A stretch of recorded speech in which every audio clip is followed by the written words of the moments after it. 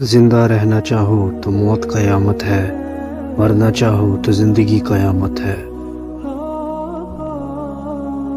سنا ہے زندگی امتحان لیتی ہے، لیکن یہاں تو امتحانوں نے زندگی لے لی۔ لوگوں سے یاد کرنے کا شکوہ مت کرو، کیونکہ جو انسان اپنے رب کو بھول سکتا ہے وہ سب کو بھول سکتا ہے۔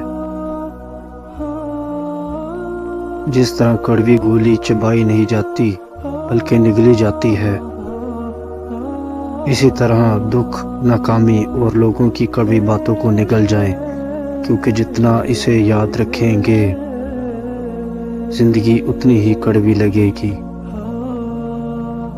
سخت سے سخت الفاظ بولتے وقت کہنے والوں کو یہ اندازہ نہیں ہوتا کہ سننے والوں کو یہ الفاظ کب تک یاد رہیں گے۔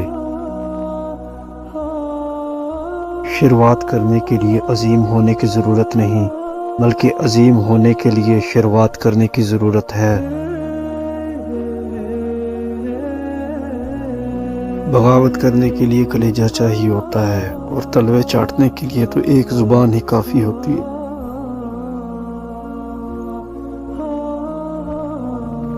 قدر اور وقت بھی کمال ہوتے ہیں، جس کو وقت دو وہ قدر نہیں کرتا، اور جس کی قدر کرو وہ وقت نہیں دیتا۔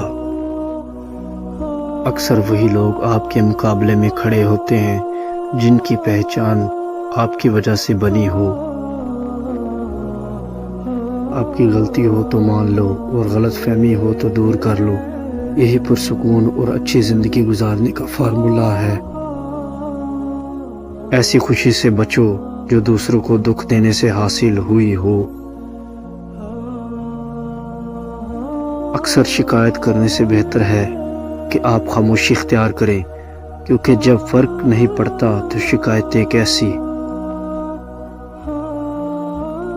اکڑ تو ہر شخص میں ہوتی ہے، پر جھکتا وہی ہے جس کو رشتوں کی فکر ہوتی ہے۔ کبھی کبھی ہم غلط وقت پر غلط لوگوں کے سامنے رو پڑتے ہیں۔ لوگ غلط نہیں ہوتے، وہ بس ہمارے حق میں صحیح نہیں ہوتے۔ اپنے غموں اور پریشانیوں کو سینے میں دفن کر دو، اگر انہیں چہرے پر سجاؤ گے تو کمزور ہو جاؤ گے۔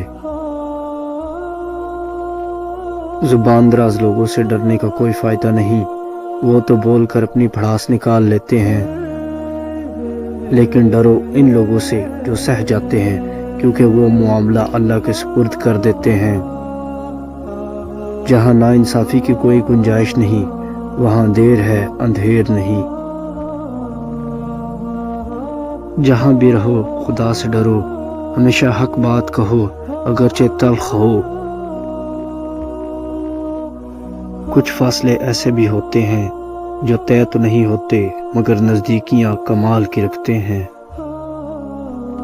وابستگی ایسی ہی ہو اور اتنی ہی رکھیں کہ قابل برداشت رہ سکیں، کیونکہ انسان اکتاتے بہت جلد ہیں۔ بھروسہ بھی اسٹیکر جیسا ہوتا ہے، دوسری بار پہلے جیسا نہیں چپکتا۔ جب کسی آدمی کو اس کی بساط سے زیادہ دنیا مل جاتی ہے تو وہ لوگوں سے برا سلوک کرتا ہے۔ اپنے آپ کو سب سے بہتر سمجھ لینا جہالت ہے، ہر آدمی کو اپنے سے بہتر سمجھنا چاہیے۔ بچپن میں سب سے خوبصورت ترین چیز ماں باپ کا پیار تھا۔ اس بات کا اندازہ آپ حال اور مستقبل سے لگا سکتے ہیں۔